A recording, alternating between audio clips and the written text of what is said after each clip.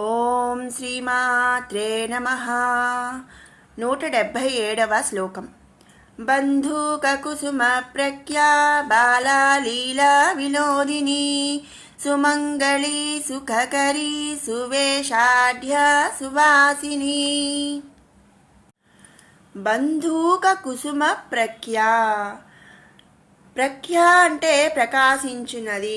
బంధూక కుసుమ అంటే బంధూక కుసుమము వలె అంటే పువ్వు వలె ప్రకాశించున్నది అని ఈ నామం యొక్క అర్థం. బంధూక కుసుమమనిన మంకెన పువ్వు, ఇది ఎరుపు వర్ణము కలిగి ఉంటుంది. అటువంటి ఎరుపు కాంతితో అంటే ఎర్రని కాంతితో ఆ లలితామాత ప్రకాశించు స్వరూపురాలు అని ఈ నామంలో మనం గ్రహించాలి.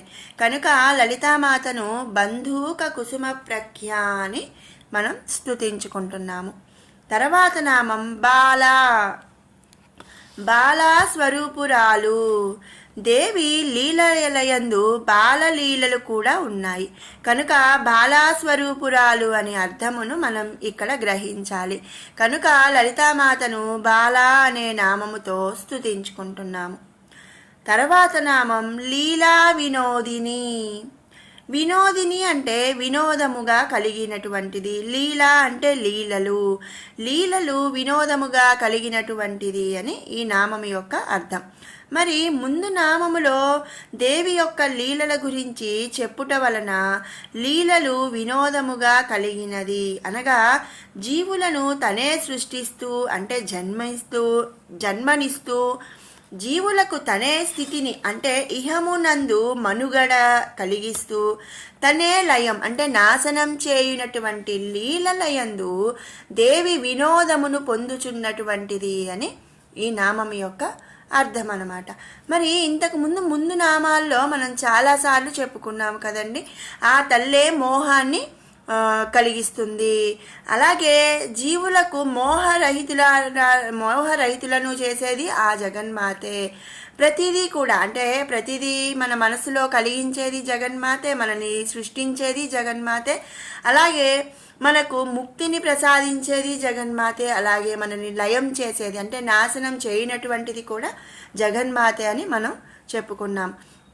అంటే ఏంటి అంటే ఇక్కడ మనం ఒకటే అర్థం చేసుకోవాలండి. ఆ జగన్మాతకు ఈ సమస్త సృష్టి కూడా ఒక ఆట బొమ్మలు. ఆట అంటే తను ఆడుకునే బొమ్మలు అని మనం ఇక్కడ గ్రహించాలన్నమాట. కాబట్టి ఆ జగన్మాతను లీలా వినోదిని అనే నామముతో స్తుతించుకుంటున్నాము. తర్వాత నామం సుమంగళి. సుమంగళి అంటే మంగళ స్వరూపురాలు. దేవి పరబ్రహ్మ స్వరూపురాలు. తనను ఆశ్రయించిన భక్తుల యొక్క అమంగళములను అంటే దుష్కర్మ్యలు పోగొట్టి వారికి మంగళతత్వం అంటే శుభమును ప్రసాదించినట్టిది అని ఇక్కడ అర్థం. మరొక విధంగా వేదములనందు చెప్పబడినటువంటి ధర్మకర్మలను ఆచరించుట, అటువంటి కానటువంటి వాటిని విడిచుటయే మంగళము అని మనం ఈ నామంలో గ్రహించాలన్నమాట. కాబట్టి ఆ జగన్మాతను సుమంగళి అనే నామముతో స్తుతించుకుంటున్నాము. తర్వాత నామం సుఖకరీ. కరి అంటే ప్రసాదించినది, సుఖ అంటే సుఖమును ప్రసాదించినది అని ఈ నామం యొక్క అర్థం. దేవి మంగళస్వరూపిణి. తనను ఆరాధించు భక్తులకు సకల సుఖములను కలుగుజేయనట్టి కరుణారస స్వరూపురాలు. మరి ఇహమునందు భోగభాగ్యములను సిరి సంపదలను సుఖశాంతులను ప్రసాదించినది, పరమునందు 5 విధములైనటువంటి మోక్షములను ప్రసాదించినది ఆ జగన్మాత. కనుక ఈ నామములో సుఖకరి అని లలితామాతను స్తుతించుకుంటున్నాము. తర్వాత నామం సువేషాఢ్య. చక్కని వేషమును ధరించి ఉన్నటువంటిది అని నామము యొక్క అర్థం. దేదీప్యమానమైనటువంటి తేజస్సు, త్రినేత్రములు, స్వర్ణమయ రత్న ఖచ్చితమైనటువంటి ఆభరణములతో నేత్రానందకరమైన స్వరూపముతో దేవి వర్ధిల్లుచున్నది అన్న అర్థమును మనం ఈ నామమందు గ్రహించవచ్చు. కాబట్టి ఆ జగన్మాతను సువేషాఢ్య అనే నామముతో మనం స్తుతించుకుంటున్నాము. తర్వాత నామం సువాసిని. సువాసిని స్వరూపురాలు. సువాసిని అంటే సర్వకాలమందును కూడా భర్తను కలిగి ఉన్నటువంటిది అని అర్థం. అనగా ఎల్లప్పుడూ భర్త జీవించి ఉండునటువంటిది.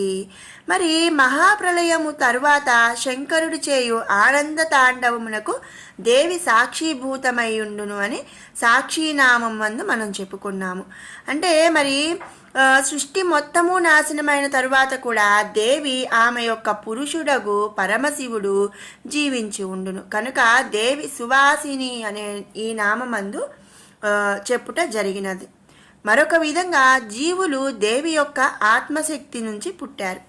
వారి యందు అంతర్యామిగా దేవి వర్ధిల్లుచున్నది కనుక లోకమునందు భర్తను కలిగి ఉన్నటువంటి స్త్రీల అందు దేవి స్వరూపము కలదని అర్థము గ్రహించవచ్చనమాట.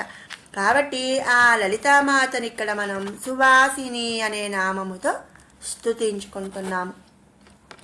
178వ శ్లోకం. సువాసిన్యర్చన ప్రీతా శోభనా శుద్ధమానసా బిందుతర్పణ సంతుష్టా పూర్వజా త్రిపురాంబికా. సువాసిన్యర్చన ప్రీతా. సువాసిన్యర్చన ప్రీతా. ప్రీత అంటే ఇష్టము, అర్చన అంటే ఆరాధింపబడుట. సువాసినీలచే ఆరాధింపబడుటయందు ఇష్టము కలిగి ఉన్నటువంటిది అని ఈ నామం యొక్క అర్థం. మరి ముందు నామమునందు చెప్పినట్లు భర్తలు కల స్త్రీల చేత పూజించుటయందు ఇష్టము కలది అని మనం ఇక్కడ గ్రహించాలి. కనుక ఆ లలితామాతను సువాసిన్యర్చన ప్రీత అనే నామముతో మనం స్తుతించుకుంటున్నాము. తర్వాత నామం ఆశోభన. శోభను కలిగి ఉన్నటువంటిది. శోభ అంటే సౌందర్యము. సౌందర్యము దానితో దేవి ప్రకాశించుచున్నది అని ఇక్కడ అర్థం. మరొక విధంగా శోభ అంటే సౌందర్యము. సౌందర్యమును కలిగి ఉన్నది అని ఈ నామం యొక్క మరొక అర్థం మనం గ్రహించాలి. కనుక లలితామాతను ఆశోభన అనే నామంతో మనం స్తుతించుకుంటున్నాము. తర్వాత నామం శుద్ధ మానస. పరిశుద్ధమైనటువంటి మనసును కలిగి ఉన్నది, లేదా మరొక విధంగా జ్ఞానముతో కూడినటువంటి ఆత్మస్వరూపురాలు అని ఈ నామం యొక్క అర్థం మనం గ్రహించాలి. కనుక లలితామాతను శుద్ధ మానస అనే నామముతో స్తుతించుకుంటున్నాము. తర్వాత నామం బిందు తర్పణ సంతుష్ట. బిందు తర్పణము చేత సంతృప్తి పొందునది. ఇక్కడ మనం ఇంతకు ముందు నామాల్లో చెప్పుకున్నాం కదండి, శ్రీచక్రంలో మధ్యలో బిందువులాగా ఉంటుంది. మరి బిందు తర్పణము చేత సంతృప్తి చెందినది అంటే శ్రీచక్రమునందు మధ్యగా సర్వానంద చక్రము ఉన్నది. ఈ చక్రమునకు 4 జాతుల వారు 4 రకములుగా బిందు తర్పణములు చేస్తారు. అవి ఏంటి అంటే బిందు తర్పణము అంటే బ్రాహ్మణులు క్షీర తర్పణం అంటే పాల తర్పణం చేస్తారు. వైశ్యులు మధు తర్పణం అంటే తేనెతో చేస్తారు. క్షత్రియులు అజ్య తర్పణం అంటే నెయ్యితో చేస్తారు. శూద్రులు ఆసన తర్పణం అంటే కూర్చునుటతో చేస్తారనమాట. ఇటువంటి తర్పణములు చేత దేవి సంతృప్తురాలగును అని మనం ఈ నామం యొక్క అర్థం గ్రహించాలి. కనుక ఆ లలితామాతను బిందు తర్పణ సంతుష్ట అనే నామముతో స్తుతించుకుంటున్నాము. తర్వాత నామం పూర్వజ. సృష్టికి పూర్వమునందు ఉన్నట్టిది.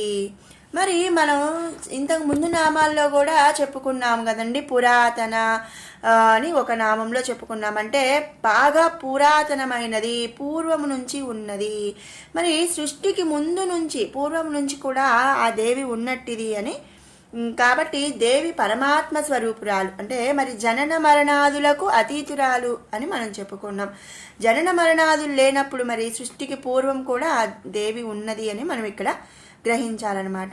అలాగే ఈ సకల సృష్టి కూడా దేవి నుండియే పుట్టినది, ఆమెలోనే లయమగుతున్నది. కాబట్టి ఆ జగన్మాతను పూర్వజ అనే నామంతో మనం స్తుతించుకుంటున్నాము. సృష్టికి ముందు మహాప్రళయం తర్వాత కూడా సాక్షిభూతముగా నిలిచి ఉండునటువంటిది శ్రీ లలితామాత. మహాప్రళయం తరువాత మరలా సృష్టి స్థితి లయ కార్యములను నిర్వర్తించినటువంటిది జగన్మాత.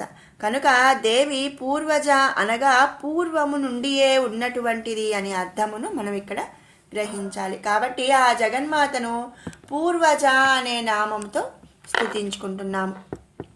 తర్వాత నామం త్రిపురాంబిక. త్రిపురాంబిక స్వరూపురాలు. త్రిపురములకు కూడా అంబిక, త్రిమూర్తుల యొక్క బ్రహ్మలోకం, వైకుంఠం, కైలాసం ఈ 3 లోకాలకు కూడా అమ్మ వంటిది అని ఈ నామంలో మనం గ్రహించాలి. మరొక విధంగా జాగృత, స్వప్న, షుప్త ఈ 3 అవస్థలను జీవులకు కలిగించుట చేత త్రిపురాంబిక అనే అర్థం గ్రహించవచ్చు మనం ఇక్కడ. కాబట్టి ఆ జగన్మాతను త్రిపురాంబిక అనే నామముతో స్తుతించుకుంటున్నాము. విన్నారు కదండి 177, 178 శ్లోకాల వివరణ. ఇప్పుడు 175 నుంచి 178 వరకు కూడా 2 సార్లు పారాయణ చేసుకుందాము. ఓం ధ్యానం అరుణాం కరుణాతరంగితాక్షీం ధృతపాశాంకుశపుష్పబాణచాపాం అణిమాధిభిరావృతాం మయూకైః అహమిత్యేవ విభావయే భవానీం. ధ్యాయేత్ పద్మాసనస్థాం వికసితవదనాం పద్మపత్రాయతాక్షీం హేమాభాం పీతవస్త్రాం కరకలితలసద్ధేమ పద్మాం వరాంగీం సర్వాలంకారయుక్తాం సకలమభయదాం భక్తనమ్రాం భవానీం శ్రీవిద్యాం శాంతమూర్తిం సకలసురనుతాం సర్వసంపత్ప్రదాత్రీం సకుంకుమవిలేపనామళికచుంబికస్తూరికాం సమందహసితేక్షణాం ససరచాపపాశాంకుశాం అశేషజనమోహినీ మరుణమాల్యభూషోజ్వలాం జపాకుసుమబాసురాం జపవిధౌ స్మరేదంబికాం. పంచమీ పంచభూతేసి పంచసంఖ్యోపచారిణీ శాశ్వతీ శాశ్వతైశ్వర్యా సర్మదా శంభుమోహినీ ధరాధరసుతా ధన్యా ధర్మిణీ ధర్మవర్ధినీ లోకాతీతా గుణాతీతా సర్వాతీతా సమాత్మికా బంధూకకుసుమప్రఖ్యా బాలా లీలా వినోదినీ సుమంగళీ సుఖకరీ సువేషాఢ్యా సువాసినీ సువాసిన్యర్చన ప్రీతా శోభనా శుద్ధమానసా బిందుతర్పణ సంతుష్టా పూర్వజా త్రిపురాంబికా. మరొక మారు పారాయణ చేసుకుందాము.